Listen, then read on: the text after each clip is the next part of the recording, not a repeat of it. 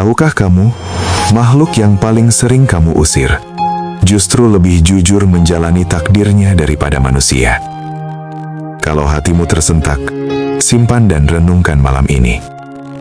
Kita merasa suci, tapi menolak belajar dari yang kita anggap hina. Padahal bisa jadi, yang paling taat pada takdir bukan manusia, melainkan lalat.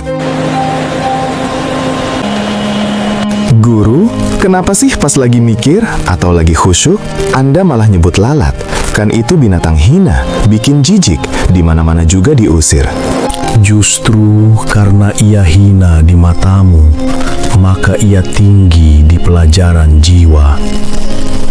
Ego manusia hanya mau belajar dari yang indah. Padahal Allah menyebar hikmahnya juga pada yang kau benci. Emangnya kita bisa dapat ilmu penting apaan sih dari makhluk hidup yang kerjanya cuma makan sampah doang dan nongkrong permanen di tempat jorok? Pertama, penerimaan takdir. Lalat lahir sebagai lalat. Lalat tidak iri pada kupuk. Tidak protes mengapa sayapnya kasar.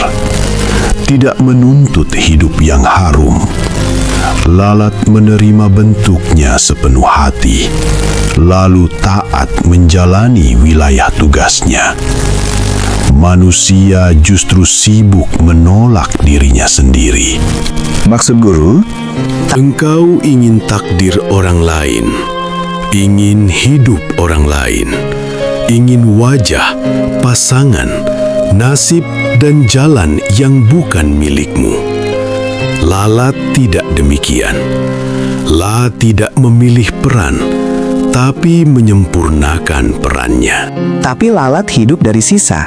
Bukankah itu hina? Lalu? Hina di matamu, mulia dalam amanahnya. Allah membagi peran, bukan derajat. Yang engkau jijiki justru menjaga keseimbangan ciptaan. Tanpa lalat, dunia akan busuk oleh sisa yang tak terurai. Sedangkan manusia sering terlihat bersih di luar, namun membusuk oleh ego di dalam.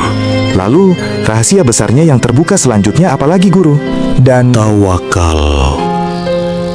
Lalat tidak menimbun, tidak menyimpan masa depan.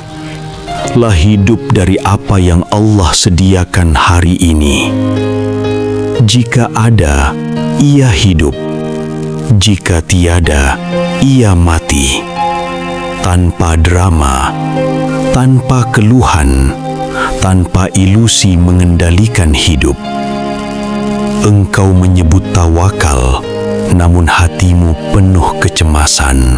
Dan dengungannya itu guru, bikin kuping saya terganggu.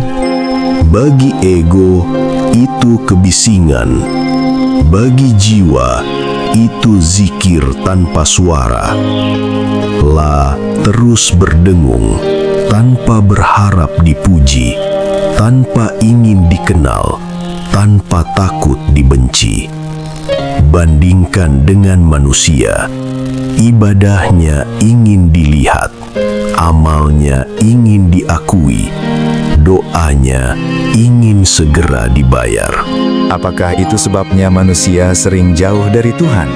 Bukan karena dosanya besar, melainkan karena ia merasa lebih suci daripada pelajaran yang Allah kirim lewat makhluk hina. Siapa menolak hikmah karena pembawanya remeh, sesungguhnya sedang menutup pintu makrifat dengan tangannya sendiri. Jadi, jika lalat hinggap di hadapan saya, Usir egomu dulu, bukan lalatnya.